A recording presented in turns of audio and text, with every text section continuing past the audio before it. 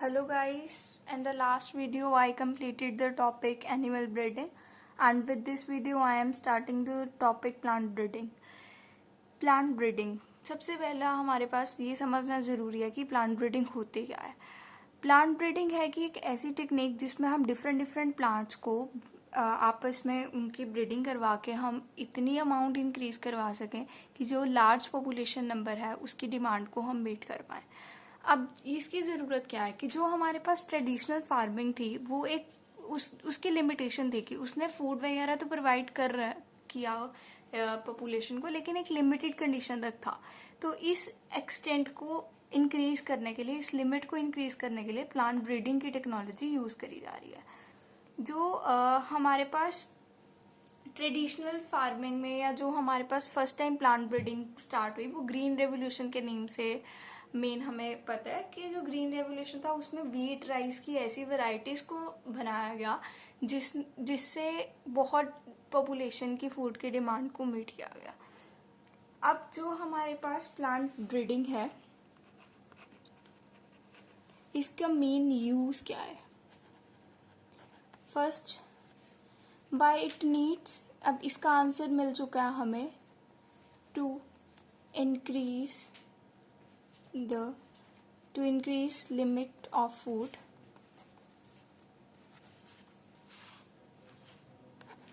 to great extent. Then question is, what is it? It is the manipulation of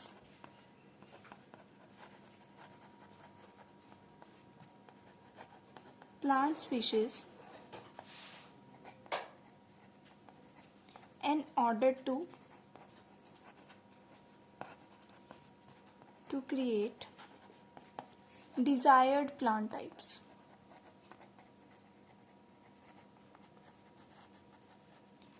That are better suited for cultivation,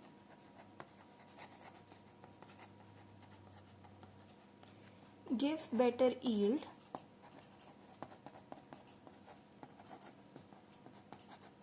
and disease resistant.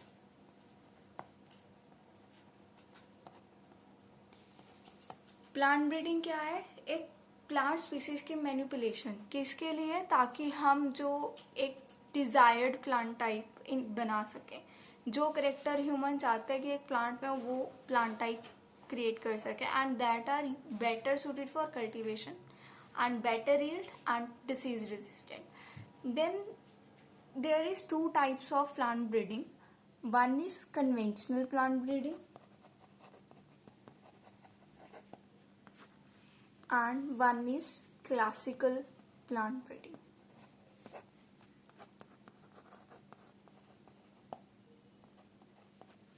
Conventional plant breeding को हम बोल सकते हैं traditional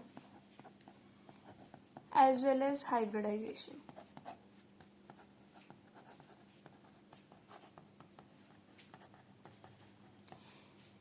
ये जो हमारी पहले से मतलब रिकॉर्ड हुई है कि ये ऑलमोस्ट 9,000 to 11,000 ईयर्स पहले जो जैसे भी प्लांट्स की ग्रोथ करवा रहे हैं, that is conventional traditional plant breeding programme. And classical plant breeding में हम बोलते हैं कि हाइब्रिडाइजेशन ऑफ प्योर लाइन्स. इस टेक्निक का मतलब क्या है? जो आजकल मेनली यूज हो रही है कि जो करेक्टर्स चाहिए उनकी प्योर लाइन्स बनाओ, उनमें से फिर प्योर लाइन्स बना के pure line female and pure line male बन जाएगा. तो उसमें उन दोनों को आपस में मीट करवा के एक हमारे पास जो हाइब्रिड बनेगा उसमें दोनों के सुपीरियर करेक्टर्स आ जाएंगे. लाइक जैसे हमें चाहिए कि जो प्लांट है वो डिसीज फ्री भी हो और यील्ड भी उसकी अच्छी हो. तो इसमें हम क्या करेंगे, एक मेल या फीमेल में से एक प्लांट ऐसा ग्रो प्योर लाइन ऐसी बनाएंगे कि वो टोटली डिसीज रेजिस्टेंस हो. दूसरी हम उसमें ग्रो करेंगे दूसरे लाइक जैसे मेल हमने ग्रो कर लिया कि डिसीज रेजिस्टेंट, तो फीमेल हम ऐसे फीमेल की प्योर लाइन ऐसी बनाएंगे कि वो टोटली उसकी यील्ड हो जो वो मैक्सिमम हो. तो इससे जो हमारा हाइब्रिड बनेगा उसमें दोनों कैरेक्टर आएंगे, disease resistance as well as increase yield. And now जो ब्रीडर है उसको क्या क्या ऐसी ट्रेड्स या करेक्टरिस्टिक्स चाहिए एक क्रो प्लांट के लिए, तो वो हमारे पास डिफरेंट, हम अगर उसकी लिस्ट तैयार करें तो वो कुछ ऐसी बनेगी, लिस्ट ऑफ करेक्टरिस्टिक्स और trade.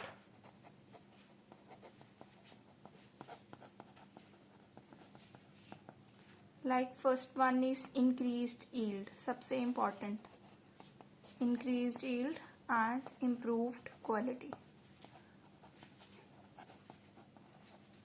most important point. And furthermore, increased tolerance to environmental stresses,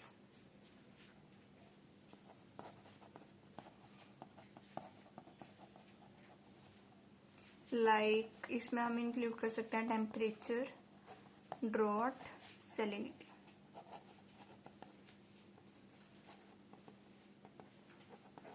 Then next point is resistance to pathogens like viruses, fungi, bacteria.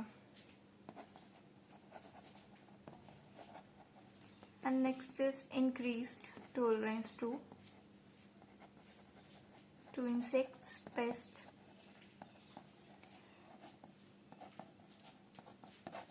अब इसमें जो इम्प्रूव क्वालिटी है, ये तो इम्पॉर्टेंट पॉइंट है जो नाम से आपको समझ में आ रहा है कि ये क्यों चाहिए। देन ये जो हमारे पास increase tolerance to environment stresses है, इसमें हमारे पास क्या है कि जो लाइक जैसे किसी क्रॉप के ग्रोथ पीरियड में अगर बाई चांस कोई बीच में ऐसी कंडीशन आती है कि एकदम से टेम्परेचर काफ़ी लो चला गया या ज़्यादा हाई कंडीशंस होगी, तो वो टॉलरेट कर सके ताकि वो ख़राब ना हो। तो ये सेकंड पॉइंट की इंपॉर्टेंस ये होगी कि अगर टॉलरेंस ज़्यादा होगी तो वो ख़राब नहीं होएगा।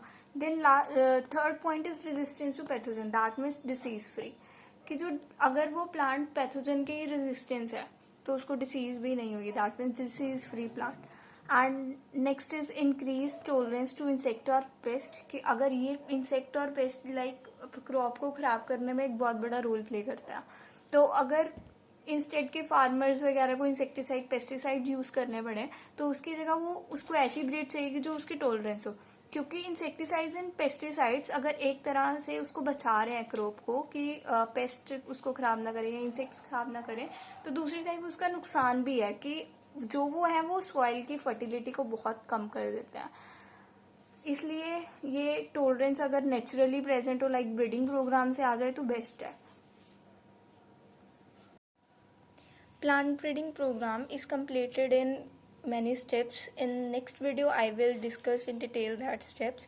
So please stay safe, stay tuned, and if you have any doubt till now then write in comment section.